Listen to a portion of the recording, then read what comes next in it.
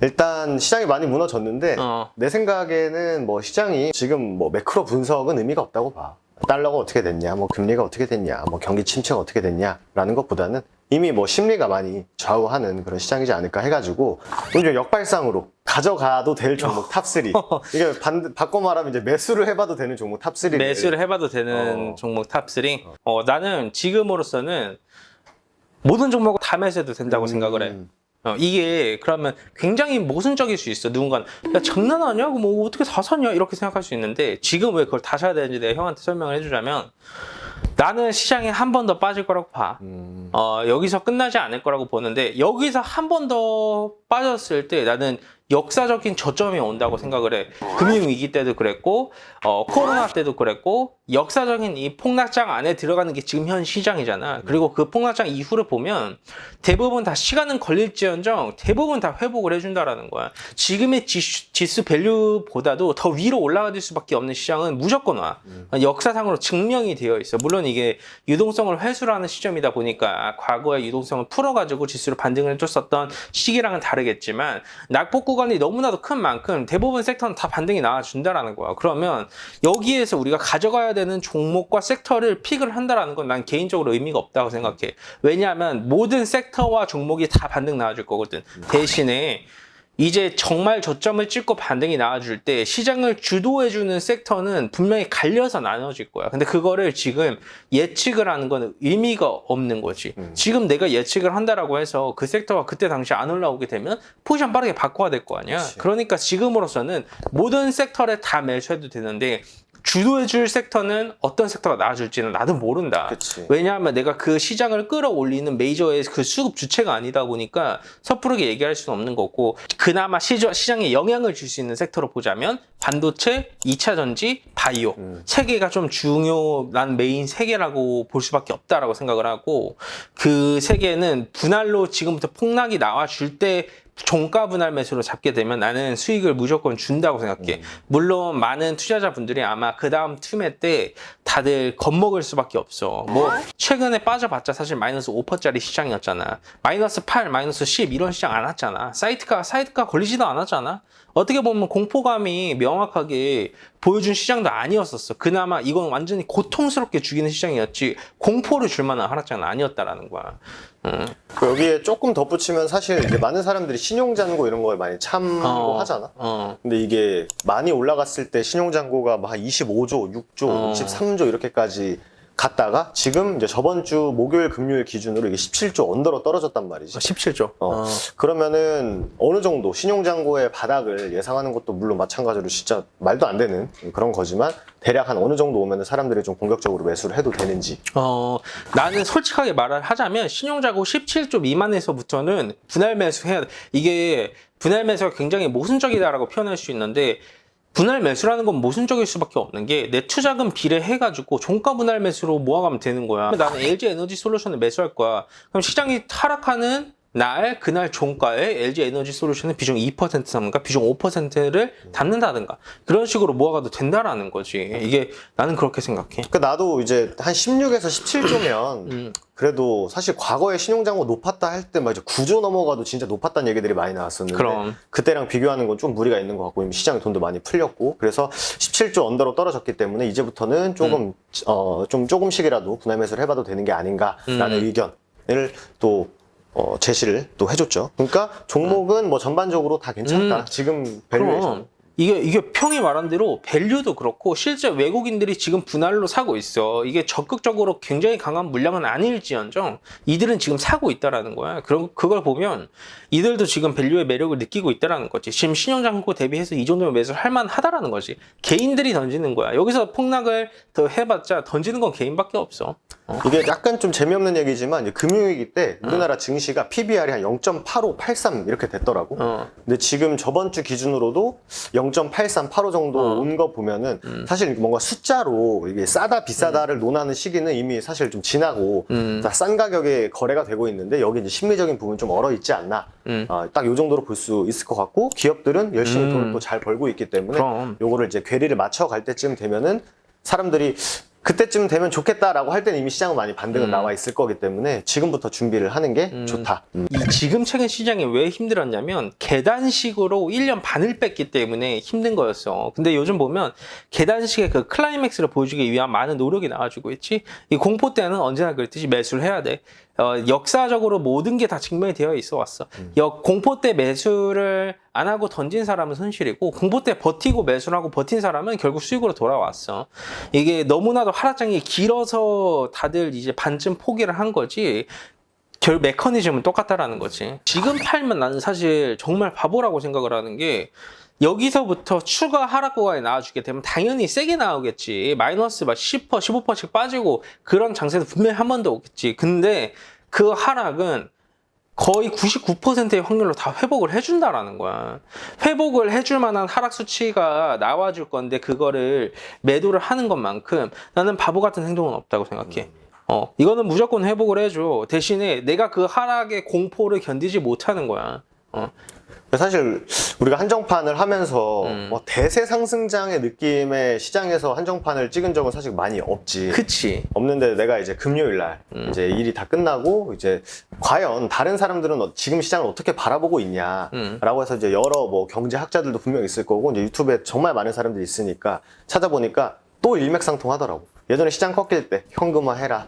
지금은 매수하면 안 된다. 이런 얘기들 하는 거 보면은 어떻게 보면 한정판에 떡상할 수 있는 기회가 지금이지 않을까라는 생각도 또 했는데, 확실히 이제 공포에 매수해라라는 게 굉장히 좀 함축적인 말이지만 사실 그럼. 그게 이제 어떻게 보면 좀 진리에 가까운 말일 수 있기 때문에 보시는 분들도 지금 당장 사실 안 힘든 사람이 없지. 지금 그럼. 주식하면서 다 힘들지만 언제나 기회는 폭락장 뒤에 왔다라는 것을 한 번 더 좀 강조를 우리가 또 하는 게 좋지 않을까. 코로나 때도 마이너스 40, 마이너스 50, 마이너스 60 이거 아무것도 아니었었어. 왜냐하면 하루 이틀 만에 하한가 가고 손실폭이 마이너스 60%씩 가졌지만 결국 눈 뜨고 보니까 다 회복을 해줬잖아. 근데 이게 지금 내 관점은 회복이라는 거지 신고가를 간다는 뜻은 아니야.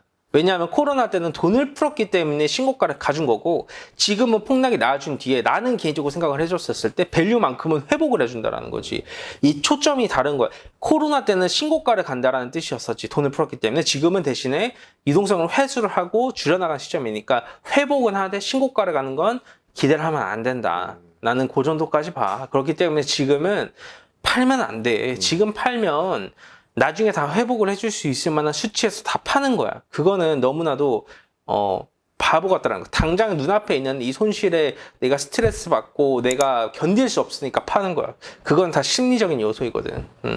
사실 이게 회복이 사실 어떤 종목은 뭐 예를 들어서 뭐 30%가 회복일 수 있고, 어떤 종목은 뭐 50%가 회복일 수 있고, 어떤 종목 10%만 회복을 줄 수도 있잖아. 근데 이 부분에 대해서는 확실히 회복을 하니까 내 매수가 기준까지 다 오겠다라고 생각하면은 당연히 안 되고, 회복하는 것마다 증시가 반등을 할 때 누구는 더 많이 갈 수도 있을 것이고 누구는 덜 갈 수 있을 거잖아. 그러니까 언제든지 회복은 하되 내가 이 내 종목이 어디까지 갈 것이고 어디까지 간다면 난 어떻게 할 것인지 이런 부분에 대해서는 정말 미리미리 좀 준비를 해두는 게 중요하지 않을까. 그럼 내가 주식을 했었던 기점으로 사실 얘기를 해주자면, 나는 신유 파시피텍 구간하고 미중 무역 분쟁 이후에 화이트리스트 배제 터지고 코로나까지 터지는 이 시점을 관련해서 얘기를 해줄 수밖에 없다고 생각을 하거든. 근데 이게 지금은 나는 코로나 때와 유사하지 않고 미중 무역 분쟁, 화이트리스트 배제 터지면서 2년 반 동안 빠졌었던 그 계단식 하락장과 굉장히 유사하다라고 생각을 해. 그럼 여기에서 한 번만 더 터져서 빼주게 되면 이제 금리 인상폭이 난 줄어들 거라고 보고 있고, 그게 이제 고금리 기조는 당연히 유지가 될 수밖에 없어. 이걸 완화가 될 때에는 무조건 시장이 반등이 나와. 누군가는 그래, 금리 인하할 때 시장 지수 빠진다고. 말 같지도 않은 소리지. 왜냐하면 과거의 사례만 가지고 얘기를 하는 거야. 그러면 금리 인상할 때 지수 대려 올라갔었어야 되는데 금리 인상할 때 지금 지수 올라가? 개박살 나잖아. 금리 한다라는 그런 하나의 시그널만 나와주게 돼도 난 시장은 폭등한다고 봐. 이번에는 반대의 방향성을 가지고 봤었을 때. 사실 예전에 이제 금리 인상기에는 뭐 성장주들이 굉장히 강하게 간다. 그럼. 왜냐면 지금 당장 실적이 안 좋지만 안 좋기 때문에, 하지만 이제 이제 미래, 이제 먹거리가 있는 기업들은 충분히 성장할 수 있는 기조를 보여줄 것이다라는 어떻게 보면 이제 공식적인 얘기였는데, 그게 무너진 게 이제 이번 또 시장이거든. 그럼. 그렇기 때문에 뭔가 이제 과거에 이제 빠진 수치라든지 아니면 회복세 이런 것들은 참고하되 예전에 뭔가 이랬기 때문에 저렇게 된다라는 거는 조금 경계할 필요도 있는 것 같은 그런 또 시장이지. 나는 그거와 완전히 반대로 갈 거라고 생각해. 이제 이 통상적인 분석은 먹히지 않아. 통상적인 분석은 먹히지 않고 이제는 완전히 반대로 움직여 줄 건데 그 관점으로 봤었을 때에는 시장 한 번 더 빠지고 나서 반등은 무조건 나와줄 수밖에 없다라는 거지. 난 그렇게 봐.